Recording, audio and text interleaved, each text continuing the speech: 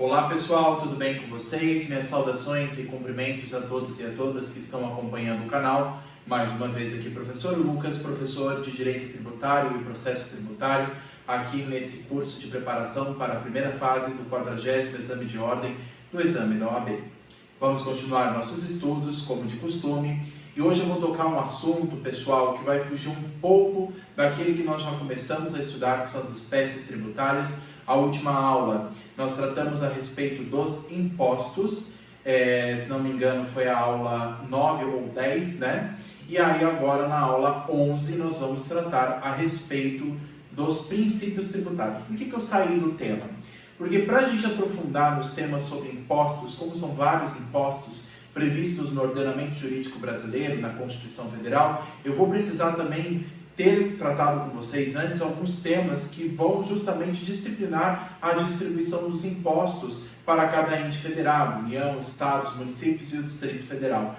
E esse tema, um deles, é sobre os princípios do direito tributário, um tema que, pessoal, cai muito em primeira fase, sempre tem uma questão perguntando sobre um desses temas, sobre esses princípios, ou uma questão inteira, ou parte de uma questão que faz menção aos princípios. E é uma matéria que teve origem na doutrina do direito tributário, mas que é adotada também na banca FGV, que organiza os exames da OAB, inclusive em direito tributário. Então, sempre, inclusive em primeira fase, principalmente em primeira fase, tem questão que pergunta sobre princípios do direito tributário, e nós vamos ver as espécies desses princípios, tá?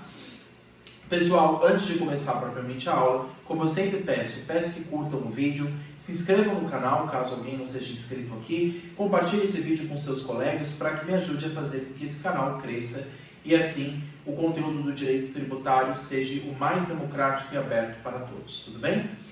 O direito tributário, pessoal, assim como todos os ramos do direito, são regidos por princípios, que nada mais são do que normas que geram um norte, uma forma de seguir, uma orientação que deve ser observada.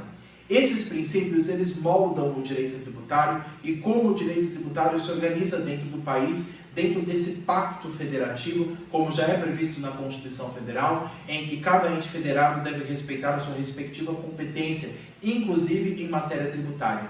Quando a gente estudar sobre as espécies de impostos, como a gente vai ver, os impostos federais, estaduais, municipais, nós vamos ver que existe uma divisão entre eles. E essa divisão é estabelecida e limitada também pelos princípios do direito tributário. Por isso que eu precisei fazer esse adendo, essa pausa no tema, para tratar de um outro tema que é conexo às espécies, que são justamente os princípios tributários. E é um tema que, pessoal, sempre cai em primeira fase e tem também questões discursivas em segunda fase sobre este mesmo tema, tudo bem? E quais são as considerações iniciais que nós podemos fazer sobre esses princípios do direito tributário, que são, como eu disse, esse norte, este guia que vai disciplinar como as regras do direito tributário vão operar dentro do ordenamento jurídico do Brasil. Vamos lá. Os primeiros tópicos que eu gostaria de falar com vocês, pessoal, espero que vocês estejam conseguindo ver. Eu estou ainda adaptando alguns métodos de filmagem, se vocês não estiverem gostando, se estiver muito escuro a imagem, se não der para ver o que está escrito aqui, me avisem, que aí eu passo para vocês os slides por e-mail, o que vocês quiserem, mas eu vou lendo aqui para vocês e a gente vai comentando também. Vamos lá. Os tributos, pessoal, são uma espécie de limitações constitucionais ao poder de tributação do Estado. É uma das formas de limitar o poder que o Estado tem de tributar, de atuar. E quando eu falo Estado aqui, pessoal, vocês sabem que eu não falo Estado no sentido Estado de São Paulo, Estado do Rio de Janeiro, não é apenas nesse sentido. Estado aqui é o sentido lato sensu, o ente público, que aí envolve a União, os Estados também, municípios e o Distrito Federal. Então essa palavra Estado, até está com E maiúsculo, até de propósito, é no sentido lato sensu, é no sentido maior, do ente público tributante. E para que ele possa tributar, para que ele exerça esse poder de tributação, de fiscalização arrecadatória, ele precisa ser limitado. Não pode haver um poder ilimitado por parte do ente público. Porque, inclusive, na história, nós já vimos os problemas que isso ocorre. Se você pega a história na Idade Moderna, a época dos regimes monárquicos absolutistas, em que o governante podia fazer o que ele quisesse, sem haver uma limitação de uma lei, Isso gerou problemas na história. E por isso que existe a legislação, princípios que limitam o poder do Estado, limitam o poder de tributar do Estado. Até aqui eu posso fazer alguma coisa. Passou disso, passou desta linha, eu já não posso avançar mais. Porque isso gera proteção do contribuinte, inclusive, a garantia dos direitos fundamentais do contribuinte de ter o seu patrimônio protegido, de ter a sua liberdade econômica garantida, de ter a garantia integral de um equilíbrio entre o fisco e o contribuinte. Então, por isso que é necessário o respeito aos princípios tributários, porque eles limitam, eles moldam o Estado, para que o Estado não possa ser limitado. Ele deve respeitar um limite já estabelecido pelo texto constitucional. Então, são cláusulas pétreas, não podem ser alterados no texto da Constituição, nem mesmo por emendas constitucionais. E são garantias fundamentais dos contribuintes, como eu falei. Não é apenas a limitação do poder do Estado, mas também a garantia dos direitos do contribuinte, de ter o seu patrimônio preservado do confisco do Estado, de ter a sua garantia de liberdade econômica, de poder empreender, de poder ter o seu próprio negócio, sua empresa, microempresa, empresa de pequeno porte, garantir a livre circulação de mercadorias no país, enfim. Então, é justamente garantir a proteção dos contribuintes, que também são consumidores, muitas vezes, nessas etapas de tributação. São consumidores desses produtos que estão em circulação no mercado que sofrem tributação. Então, é necessário garantir a proteção do particular em detrimento do Estado. Porque, como nós já sabemos, no direito público é fácil a gente perceber que existe uma discrepância muito grande entre o Estado, o ente tributante e o contribuinte. O Estado é aquele que possui o poder maior, é aquele que tem o interesse público, que deve atender o interesse público em detrimento do particular. Enquanto o particular, ele tem poucos recursos de defesa, poucos meios de se garantir a sua subsistência. Por isso que deve haver o equilíbrio entre o contribuinte e o Estado. E uma das formas de garantir este equilíbrio, esta isonomia entre o ente fiscal e o contribuinte, é a garantia desses princípios que nós vamos analisar hoje. A começar, o primeiro deles, que, claro, esse princípio, pessoal, aqui que eu vou tratar agora, é o princípio mais clássico que existe no direito tributário. E, claro, que para se chegar a esse princípio, a história que está por trás dele demandaria muitas aulas para falar. A gente falaria de direito romano, a gente falaria do que ocorreu na Idade Moderna com as revoluções, na época, por exemplo, da Revolução Francesa, todas essas épocas que tiveram influências e que geraram a moldura do conceito de princípio de legalidade. Então, o conceito que hoje nós temos de legalidade, inclusive está previsto, por exemplo, no artigo 5º, inciso 2 da Constituição, ninguém é obrigado a fazer ou deixar de fazer alguma coisa, senão em virtude de lei.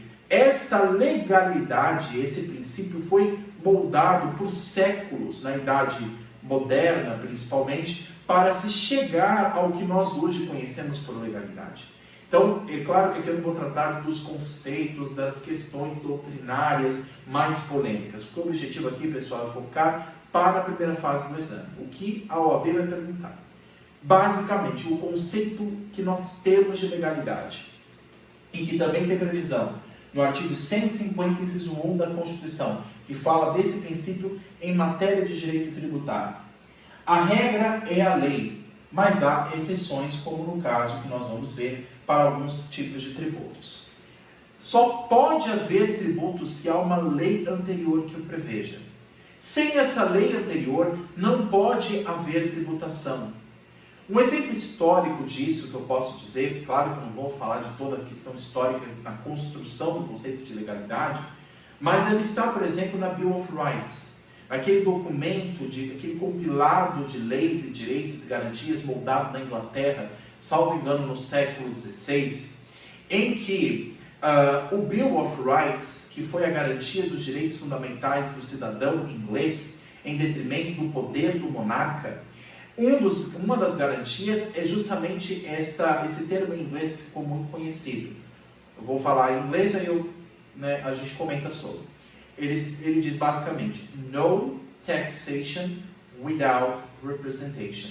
Não pode haver uma tributação se antes não há uma representação legislativa. Não pode haver um tributo se não há uma lei anterior que o preveja. Não posso cobrar o tributo de uma pessoa se antes o Congresso, o Parlamento, no caso da Inglaterra, se o Parlamento antes não decidiu a respeito do assunto. Então, a lei é uma garantia de que é só aqui que é previsto a regra que vai moldar o Estado.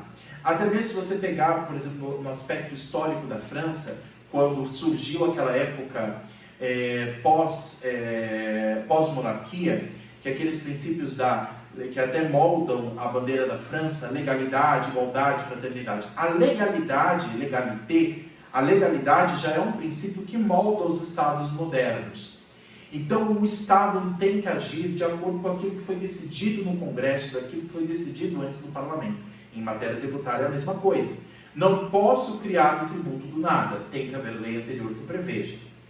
A regra, pessoal, é haver lei, mas existem exceções na Constituição, como, por exemplo, a alteração de alíquotas para tributos extrafiscais. Nós vamos estudar mais a fundo sobre isso quando a gente estudar os impostos federais, impostos de importação, exportação, o IPI, o IOF, que são exemplos de tributos extrafiscais. Ou seja, a alíquota destes tributos pode ser alterada por mero ato do Poder Executivo Federal. Não precisa levar um projeto de lei do Congresso para depois ser aprovado ou não. Então, ele não depende necessariamente de uma lei em alguns casos, mas isso já há previsão constitucional. Então, é uma exceção, entre aspas, à legalidade, mas isso já é previsto no texto da Constituição para alguns casos, que devem ser observados. A regra é que, para se instituir um tributo, seja por meio de lei ordinária, mas há exceções que são exigidas, inclusive, pela Constituição, em que se exige, inclusive, lei complementar. Vamos citar o exemplo, Imposto sobre Grandes Fortunas, o IGF, que nós vamos ver lá na frente. O IGF é o imposto que está previsto lá na competência da União, se não me engano, no artigo 153 da Constituição, que fala dos impostos federais, dentre eles o IGF. Ele só pode ser instituído por meio de lei complementar. Empréstimo compulsório, somente por lei complementar. Impostos residuais, somente por lei complementar. Contribuições sociais residuais, também somente por lei complementar. Então, há algumas exceções para esses tipos de tributos que já são previstos no texto da Constituição. A majoração, pessoal, da base de cálculo apenas somente pode ser feita por lei. Há exceções à legalidade, como eu falei, inclusive no que se refere às alíquotas. Mas quando se fala em alteração de base de cálculo, principalmente em majorar a base de cálculo, aumentar o valor sobre a tributação, nesse caso precisa de lei. Eu não posso alterar a base de cálculo para mais se não houver previsão de lei. Agora, se eu quiser diminuir o valor do tributo, por exemplo, aí eu posso fazer por mero ato administrativo. Mas se é para aumentar o tributo, ou seja, para dificultar a vida do contribuinte, dificultar a vida da pessoa comum, civil, que recebe essa tributação, se é para dificultar a minha vida, tem que haver o respeito à legalidade. Eu não posso aumentar o valor do tributo sem lei anterior que eu preveja. Tudo bem? Um outro princípio, pessoal, é também o princípio da igualdade, né? A tributação é uma regra isonômica, com exceções no caso da proporcionalidade. A regra, pessoal, é todos são iguais perante a lei. Isso está até no caput do artigo 5º da Constituição. Se todos são iguais perante a lei, então todos devem ser tributados da mesma forma. É claro que esse conceito de igualdade foi moldado corretamente, inclusive pelas decisões do Supremo, em matéria de direito público. Então, tratar os desiguais desigualmente na medida de suas desigualdades, para que haja mais equilíbrio. Então, se nós sabemos que o Estado ele tem uma maior garantia, um maior poder do que o contribuinte, eu devo favorecer mais o contribuinte para que essa relação seja mais igual. E também, por exemplo, há exceções. É claro que a gente não pode entender isso no sentido estrito da palavra igualdade. Porque, por exemplo, quando a gente fala de imposto de renda, nem todo mundo ganha o mesmo salário. Tem pessoas que ganham um salário mínimo, 2, 3 ou até 10 salários mínimos. A renda é diferente no país. Então, quanto maior for a renda, maior será a aplicação da alíquota de imposto de renda. Então, ela vai acompanhar a base. Quanto maior a base, maior será a tributação desse imposto de renda. Ah, mas não tem que ser igual? Tem que ser igual, desde que acompanhe também um certo, o que a gente chama de capacidade contributiva do contribuinte. É óbvio que eu não posso tributar igual uma pessoa que ganha até 2 salários mínimos com uma pessoa que ganha 10 salários mínimos. São realidades distintas. Então, para tornar essa realidade mais igual, eu devo tributar mais quem ganha mais e tributar menos quem ganha menos. Garantir, então, esse equilíbrio, essa proporcionalidade, que acompanha o princípio, inclusive, como eu falei, que é o princípio da capacidade contributiva, acompanhar o quanto que a pessoa ganha. Então, a tributação é em regra isonômica, ela deve ser igual, com exceções, como no caso da proporcionalidade, a exemplo do imposto de renda, seguindo a capacidade contributiva. Também há a previsão de privilégios a microempresas e empresas de pequeno porte. Olha que interessante. Como eu falei, deve haver um tratamento igual, mas nem todos os contribuintes são iguais, nem todas as pessoas que pagam tributos são iguais, inclusive pessoas jurídicas. Tem empresas de grande porte, de empresas multinacionais, que a tributação delas deve ser diferente do que, por exemplo, empresas pequenas, uma MEI, uma microempresa, uma empresa de pequeno porte.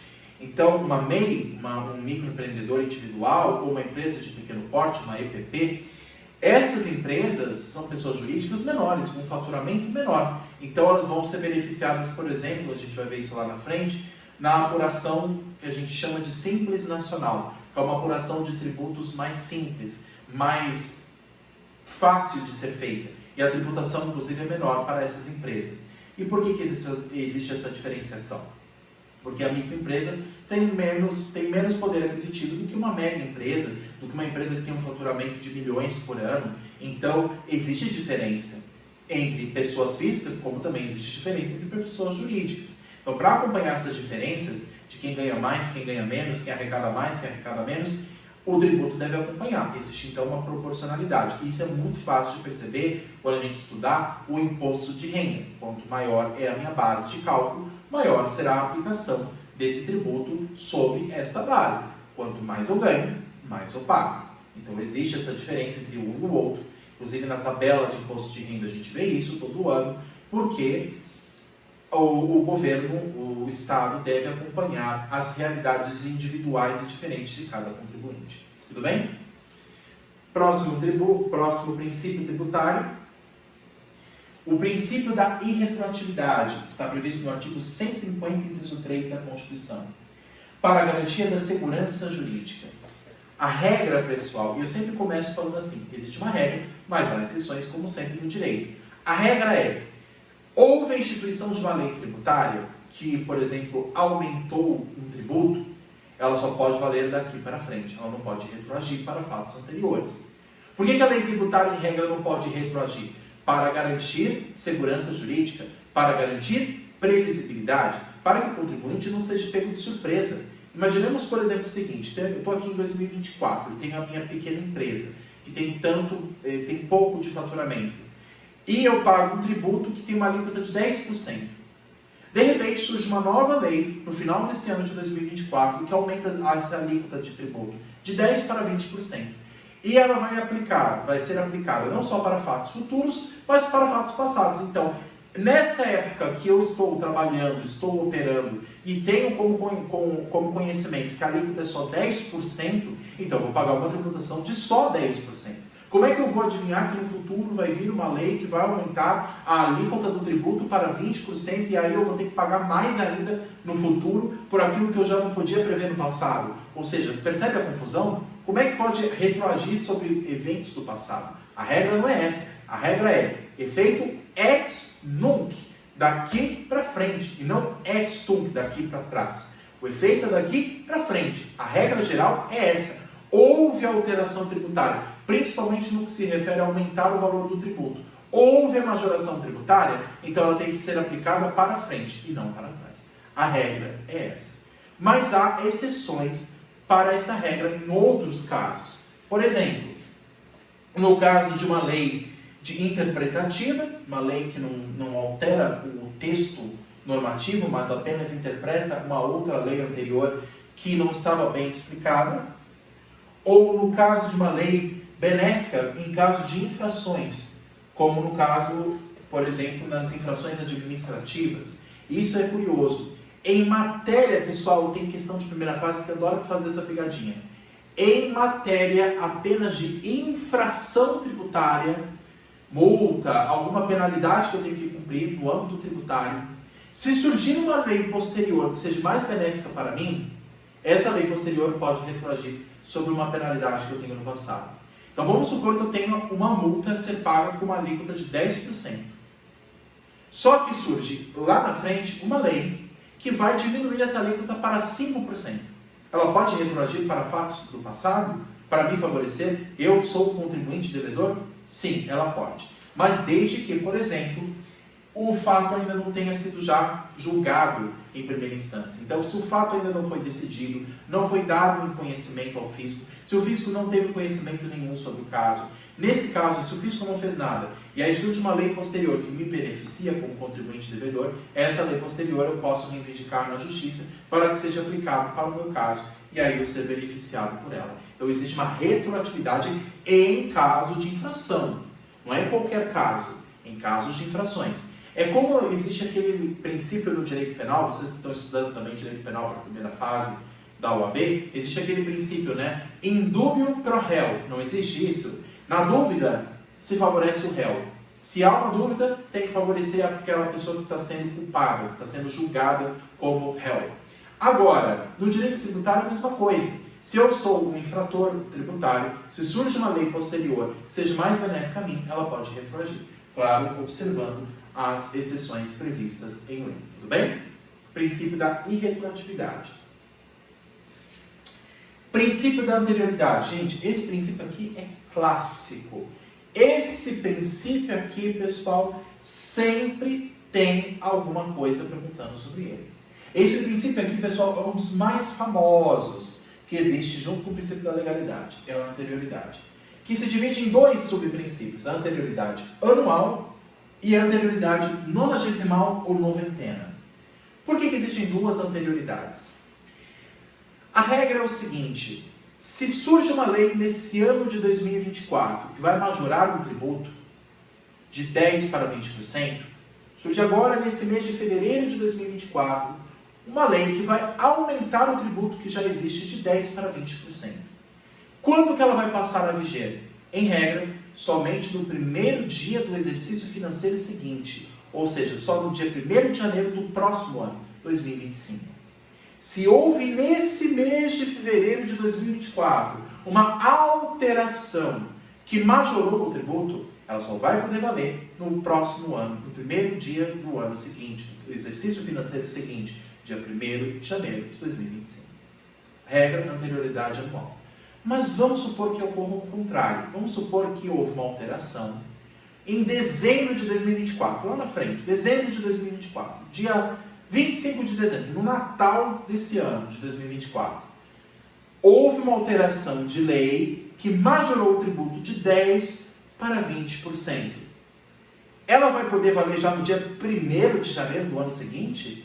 Não seria pouco tempo? Porque do dia 25 de dezembro até o dia 1º de janeiro do outro ano, é pouquíssimo tempo para o contribuinte ter para se adaptar a essa nova regra.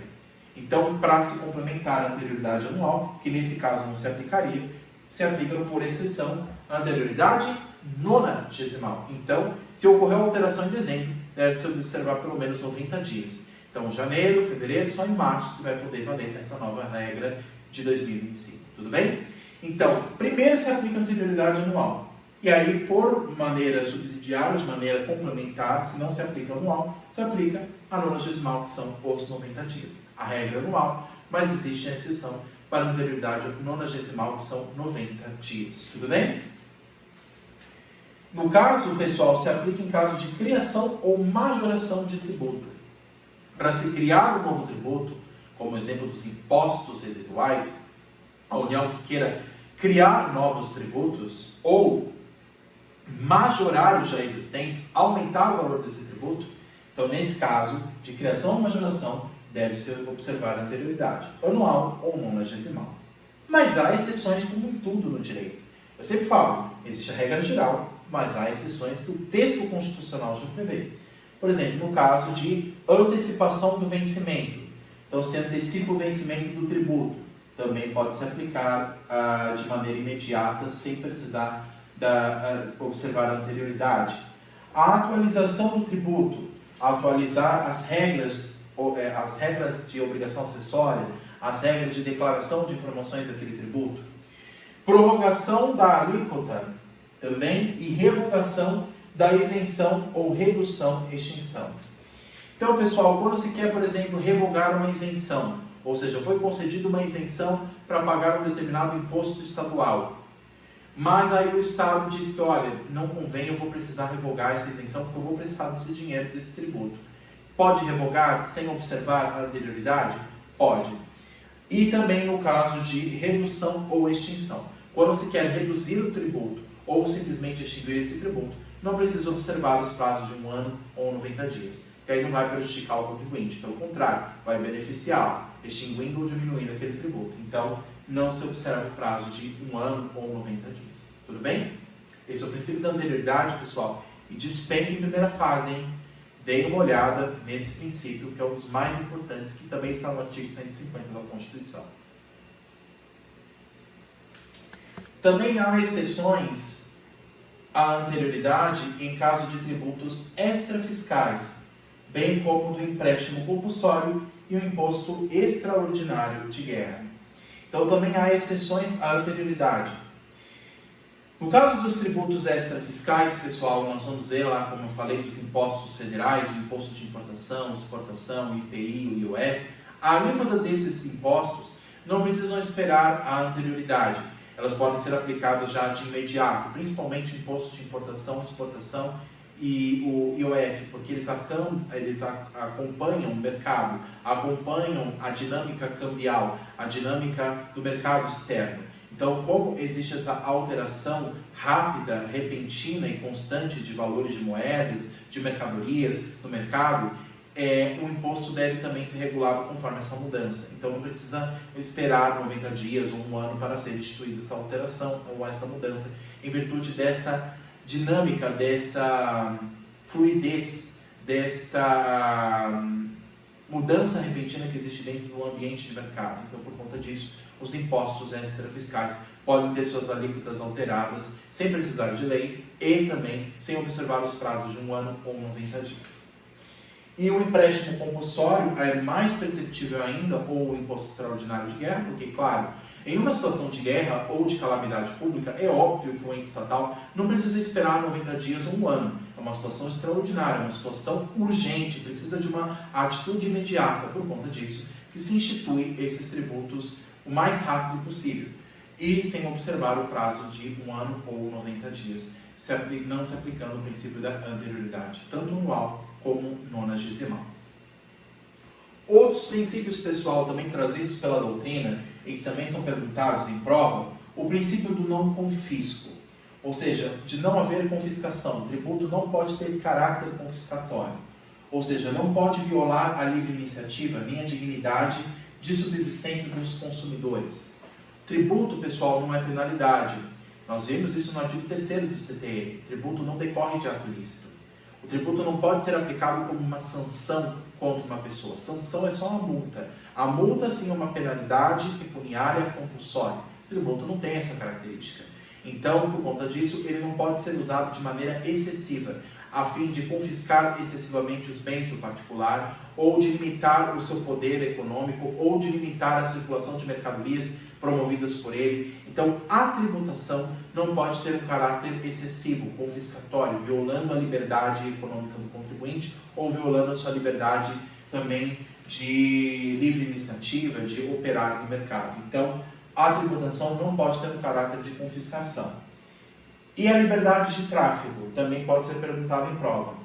Não poderá haver impedimento de circulação de mercadorias, por exemplo. Então, a tributação, como eu falei, ela não pode ser utilizada como uma barreira de mercadoria.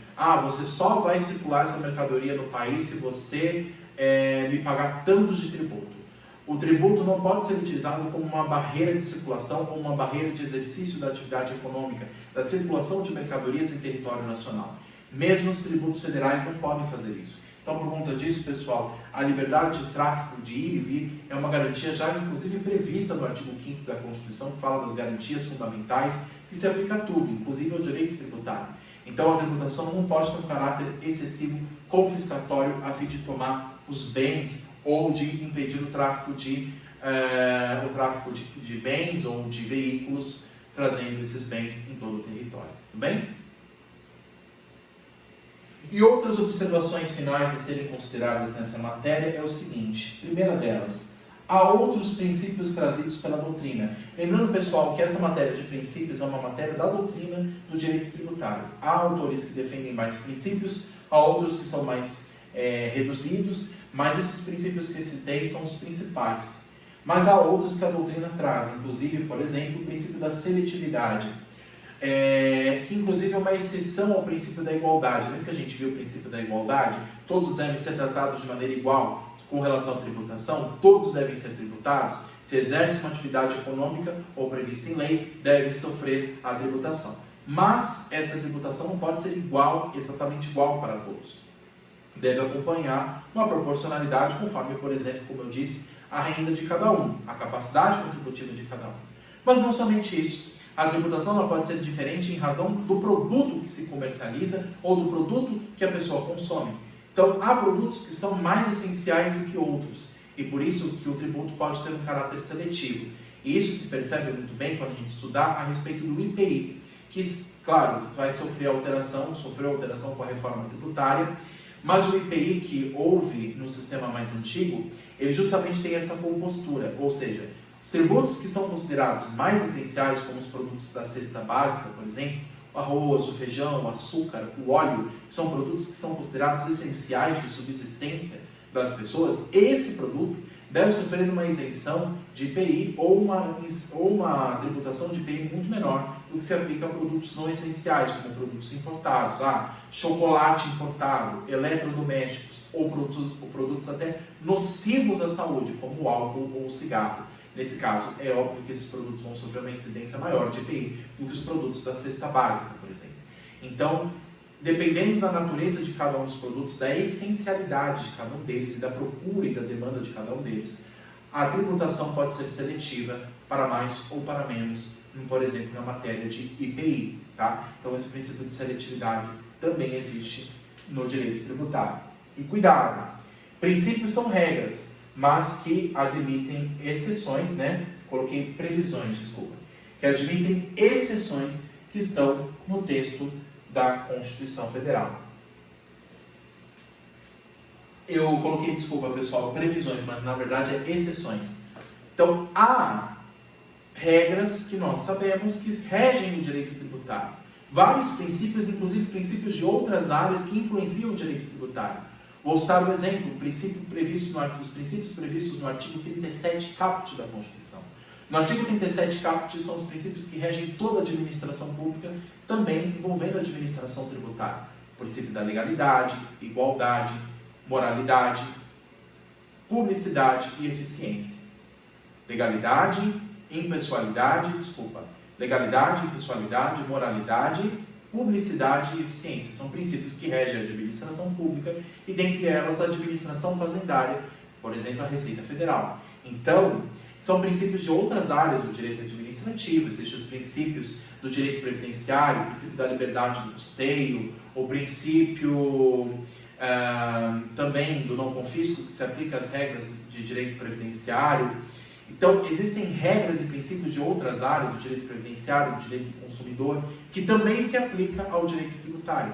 São áreas que têm uma certa conexão entre si. E, por conta disso, são nortes que vão moldando o ordenamento jurídico. Mas, como eu falei, existem as regras, mas também há exceções. E é nessas exceções que a OAB adora perguntar. Não vai cair, pessoal, uma questão de OAB em primeira fase, perguntando o óbvio. Tributo deve observar a lei. Ele vai perguntar uma exceção a esse princípio. Há um tributo aqui que não está observando a legalidade porque sua alíquota é alterada por ato do Executivo Federal. Isso é permitido? Sim ou não? Sim, porque é uma exceção prevista na Constituição para os tributos extrafiscais, por exemplo. Então, a OAB agora perguntar exceções, para ver se o candidato realmente está sabendo da matéria, para ver se o candidato responde certo. Então, fiquem atentos às exceções desses princípios que eu disse, principalmente desses que eu falei, legalidade, anterioridade, princípio da isonomia e assim por diante, da seletividade. Esses princípios que eu disse não são os únicos que existem, mas são os principais, aqueles que mais são perguntados em primeira fase no exame da OAB. Tudo bem? Pessoal, basicamente é isso na aula de hoje. Esses princípios vão nos ajudar a ter um norte quando a gente estudar as espécies de cada um dos impostos que existe no ordenamento constitucional brasileiro. E se tiverem dúvidas, pessoal, não só dessa aula, mas das outras aulas, deixem aqui nos comentários que eu vou respondendo vocês. Se quiserem os slides dessa aula, eu compartilho com vocês por e-mail e passem aqui o e-mail de vocês embaixo que eu compartilho esse material da aula de hoje e das outras aulas se vocês quiserem. E mais uma vez, pessoal, peço que curtam, comentem, compartilhem, se inscrevam no canal, me ajudem a fazer com que esse canal cresça e atinja o maior número possível de pessoas aqui no YouTube.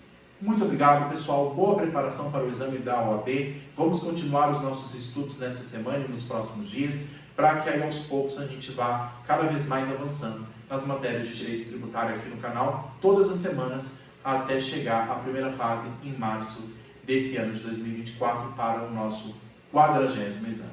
Estou à disposição de vocês no que for necessário. Bons estudos, boa preparação e até a próxima. Tchau, tchau!